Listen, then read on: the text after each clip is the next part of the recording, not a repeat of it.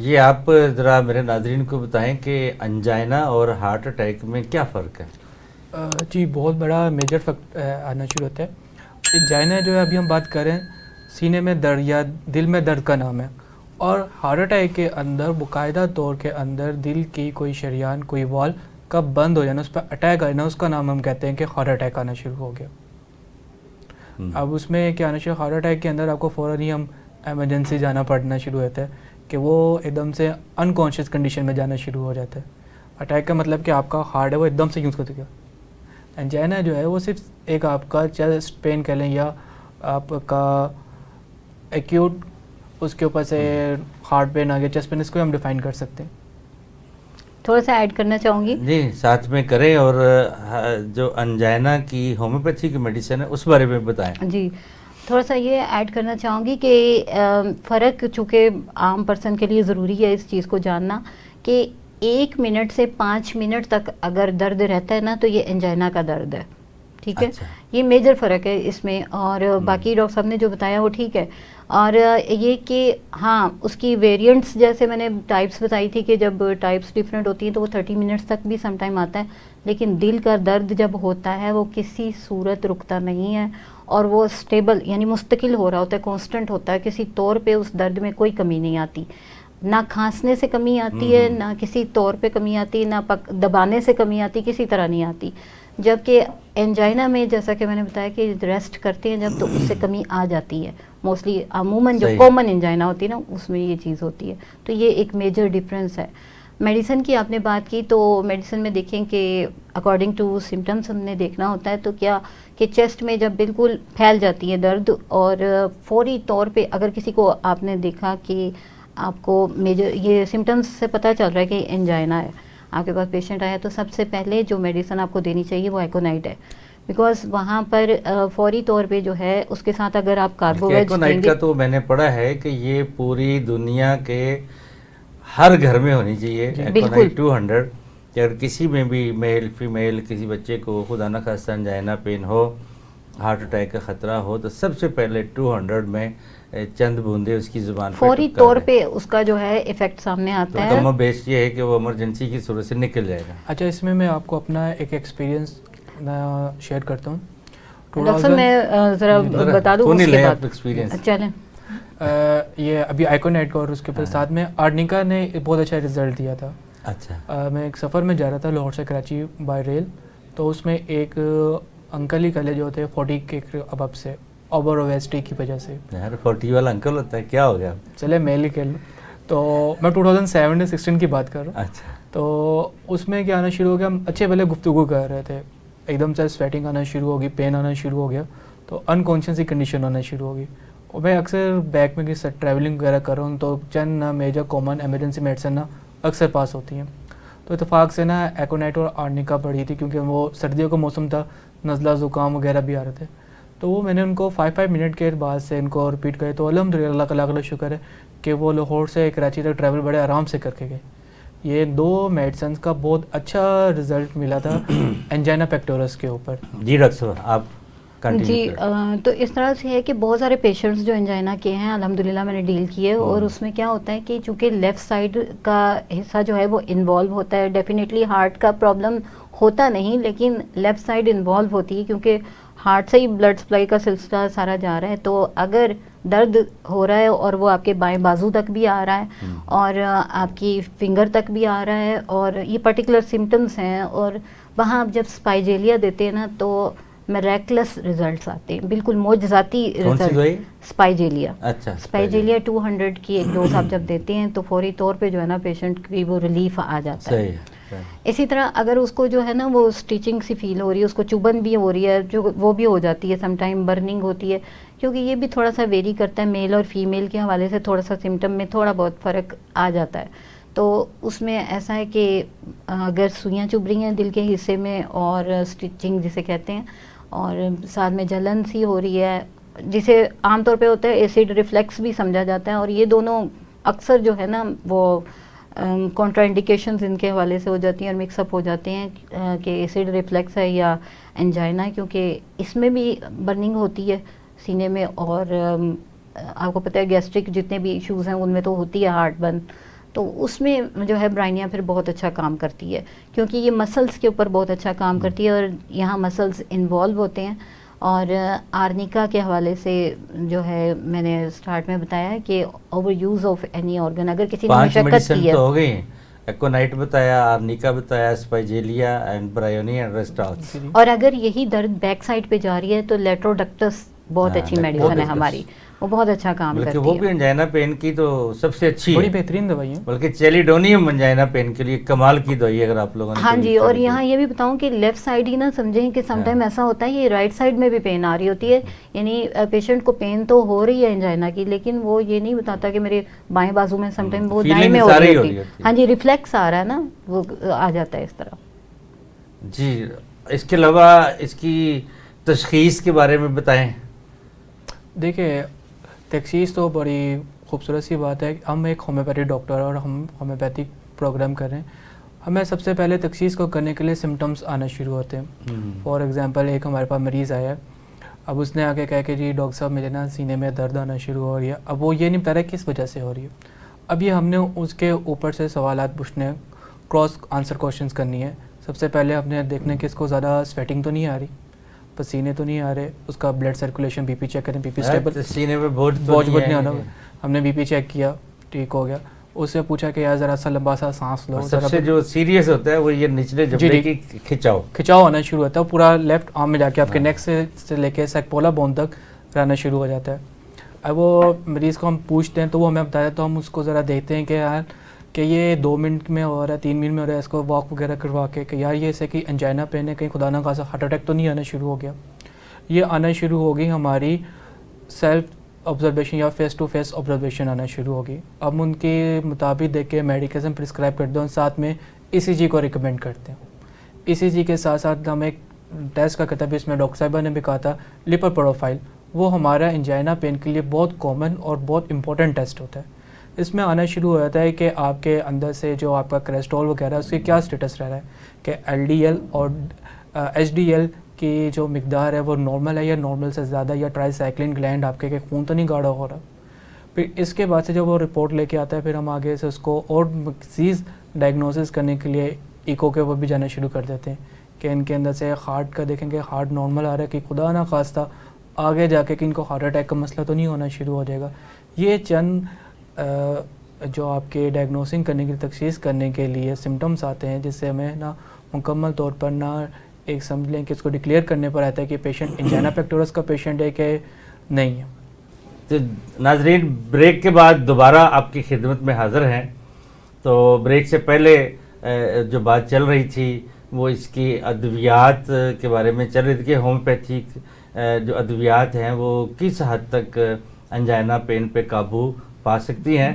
क्या होम्योपैथी दिल के इमराज में कारगर साबित होती है? क्या एक मरीज़ को जब अंजाइना पेन हो तो उसको होम्योपैथी डॉक्टर के पास जाना चाहिए? तो क्या होम्योपैथिक डॉक्टर अंजाइना पेन पे काबू पा सकते हैं? इस सिलसिले में बात चल रही थी डॉक्टर हुमा से, तो मैं कहूँ डॉक्टर साहब आप इसको कंटिन्यू करें। जी डॉक्टर साहब, बिल्कुल होम्योपैथी बहुत अच्छा रोल प्ले करती है। हमें यानी यूजुअली तो सोचा जाता है कि होम्योपैथी में जो है वो फौरी तौर पे असर नहीं करती, या ये कि बहुत लेट काम करती है। ये एक आम जो है ना कंसेप्ट है लोगों का कि होम्योपैथी से अगर इलाज करवाएंगे तो टाइम लगेगा और जल्दी असर नहीं होगा। ऐसा हरगिज़ नहीं है, बहुत ही ज़बरदस्त वे ऑफ ट्रीटमेंट है इसका। विद इन सेकेंड्स जो है वो काम करती है होम्योपैथी। जब आप करंट सिचुएशन में अगर आ जाते हैं, पेशेंट यानी डॉक्टर के पास आता है, जैसा कि मैंने आपको बताया कि बहुत सारे एंजाइना के पेशेंट्स जो हैं वो डील किए मैंने, और उसमें ऐसा है कि पेशेंट जैसे आपके पास आता है वो एक इमरजेंसी कंडीशन होती है, और बहुत सारे लोग यही प्रेफर करते हैं कि इस इमरजेंसी कंडीशन में डॉक्टर के बजाय वो हॉस्पिटल जाना चाहिए। लेकिन मैं ये कहूँगी कि ऐसा ना कीजिए, किसी काबिल होम्योपैथिक डॉक्टर के पास जाइए, आपको मज़ीद जो कॉम्प्लिकेशंस हैं ना आप उससे बच जाएंगे। होता क्या है, हमारी मेडिसिन जैसा कि एकोनाइट बहुत ही ज़बरदस्त टॉप रेमेडी है कि अगर कोई और अलामत आपको समझ में नहीं आ रही है और अचानक से जो है वो आपके पास कोई पेशेंट आता है और इमरजेंसी कंडीशन बनी हुई है, तो आप एकोनाइट की एक हाई डोज देते हैं जब उसे, तो पेशेंट को काफ़ी रिलीफ आपके पास बैठे हुए ही हो जाता है। उसके साथ ही साथ जैसा कि एंजाइना के बारे में चूँकि हम बात कर रहे हैं, तो स्पाइजेलिया बहुत अच्छी मेडिसिन है, और मोस्ट ऑफ द केसेस जो हैं वो मैंने देखे कि स्पाइजेलिया देने से और ब्लड सर्कुलेशन को साथ में मेंटेन करने से, यानी कार्बोवेज को देने से पेशेंट बहुत अच्छे तौर पे रिलीफ में आ जाता है। लेक्सिस के कोई सिम्टम भी होती हैं, कलकेरिया काब की सिम्टम होती हैं, लेडमपाल की सिम्टम होती हैं, इस बारे में रोशनी डालें। ये तीनों मेडिसिन किस हद तक कारगर होती हैं? बड़ी बेहतरीन है। कार्बोवेज आ गया ब्लड सर्कुलेशन के ऊपर से आके आपके वीक डाइजेशन वगैरह के लिए बड़ी बेहतरीन दवाई आना शुरू, नसरिया में बहुत अच्छी आपके ना ये काम करती है। आप लेसिस की बात करना शुरू कर दें, लेसिस की सबसे बड़ी आना शुरू होती है जैसे कि किसी को गैस्ट्रिक ट्रबल होना शुरू हो गई या एंजाइना पेन आना शुरू हो गया, हम पीछे से किसी पेशेंट को प्रेस करते हैं, उसको वॉर्म से आना शुरू हो जाते हैं, उसके अंदर से लेचिस बहुत अच्छा ना सुकून देती है। या अक्सर इसके अंदर सबसे बड़ी अलामत की आना शुरू होती है, किसी जो मरीज़ आ रहा है उसको ये मसला हो रहा है कि उसको दबाने से सुकून आ रहा है, जैसे कि हम उसको प्रेस करें बॉडी को, ऑर्गन्स को, तो उसके अंदर से उसको रिलीफ मिले, लेसिस बहुत अच्छा काम इस्तेमाल करेगी। अभी ये वैसे बात कर रहे थे, हम एमरजेंसी के अंदर थे, डॉक्टर साहब की बड़ी प्यारी मेडिसिन की उन्होंने बात की है स्पाइजेलिया, और समझ लें कि एंजाइना के लिए, और इतनी अच्छी आती है क्योंकि इसमें आपके जो इन रेगुलर जो हार्ट बीट होती है उसको कंट्रोल करने में बहुत गहरा असरअंदाज करती है कि पेशेंट के ऊपर से फ़ौरन तौर के अंदर से उसकी हार्ट रेट नॉर्मल होना शुरू होता है, पेशेंट स्टेबल होना शुरू हो जाता है। डॉक्टर साहब डिजिटलिस को हम मिस जी कर रहे हैं। मिस कर रहे हैं, वो गलती होगी। वो बहुत अच्छी ये मेडिसिन आना शुरू हो गई हैं कि एंजाइना के लिए होम्योपैथी के अंदर अल्लाह ताला ने हर मर्ज़ के लिए कोई ना कोई दवाई दी है, और उसका इस्तेमाल करने से एमरजेंसी कंडीशन के साथ साथ हम क्रॉनिक कंडीशन को भी बहुत अच्छे तरीके से ख़त्म कर सकते हैं। अच्छा, मैंने वैसे अपनी क्लिनिक की प्रैक्टिस में ये 5 मेडिसिन जो हैं वो स्पेशली रखी हैं, जिसमें दूसरी 2 और हैं, क्रेटेगस एंड कैक्टिस, वो तो मदर टेंचर में देता हूँ, AA एंड LLL। अच्छा, AA LLL का फार्मूला है, जिसमें आर्निका है, जिसमें कोनाइट है, ये AA हो गया। LLL में आ गया इलेक्ट्रोडोटिस आ गई, और लेक्सिस आ गई, और लेडमपाल आ गई। ये तीनों मेडिसिन जो हैं, ये AA LLL, ये एक कमाल का फार्मूला है। इसमें आपका जितनी भी हार्ट अटैक से बचाओ, हार्ट अटैक स्टार्ट हो उससे जो है वो इमरजेंसी रिलीफ ये बिल्कुल मिलता है। इसी तरह अर्जुना और कैक्टस बहुत अच्छा काम करती हैं। कैक्टस तो क्यों में साथ साथ चलाते हो ना। हाँ जी बिल्कुल। तो क्रेटेगस भी साथ देता हूँ एज अ टॉनिक। तो लेकिन अब उसमें थोड़ी सी और भी मैं बात कार्बोविज है, कलकेरिया काब है, कैलमिया बहुत अच्छा काम करती है। जब 45 to 48 सिर्फ आपकी हार्ट बीट आ रही हो, आप काउंट करते हैं और इतनी है पेशेंट की सिर्फ हार्ट बीट, तो मेडिसिन ही यही है कैलमिया। कैलमिया लूटा। आपसे थोड़ा सा और एक्सपीरियंस इस्तेमाल कर लें।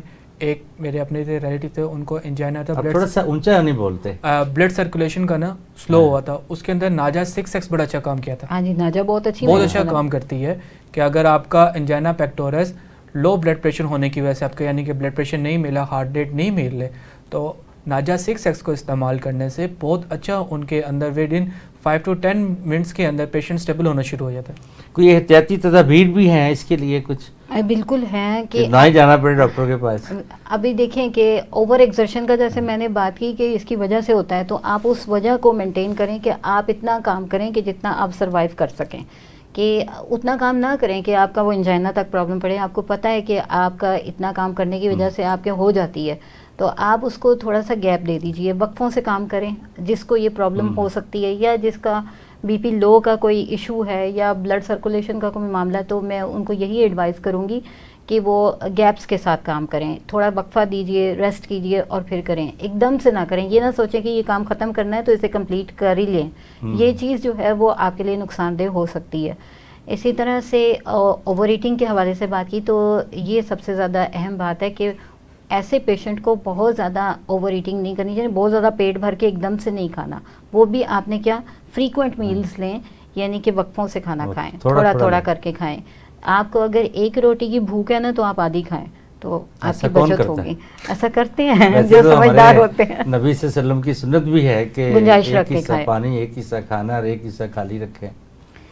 इसी तरह एक्सरसाइज के हवाले से अगर पब्लिक को, अगर आवाम को ये चीज़ें जो हमारे नबी मेहरबान सल्लम की सुन्नत है, यही उस पर अमल करना शुरू कर दे, तो मेरा ख्याल है एंजाइना या हार्ट अटैक हो ही ना। बिल्कुल सही बात अगर है। हम इस बात पर अमल करना शुरू होते हैं तो डॉक्टर्स ही खत्म हो जाए। शायद सबसे- इसीलिए लोग अमल नहीं करते अमल कि नहीं डॉक्टरों का रिस्क चलता रहे। फिर एक फैक्टर होता है स्ट्रेस का, उससे हाँ। भी जो है वो बचाव करना नहीं है। किस हद तक ये इसका रिस्क फैक्टर है अंजाइना का? देखें, रिस्क फैक्टर में आना शुरू होता है कि फैमिली हिस्ट्री आना शुरू हो जाती है, डायबिटिक लेवल आना शुरू होता है, ओवर वेटिंग आना शुरू होगी, फिर कोई अल्कोहलिक या स्मोकिंग वगैरह आना शुरू होगी। रिस्क फैक्टर में एक और बहुत बड़ी आती है किडनी फेलियर।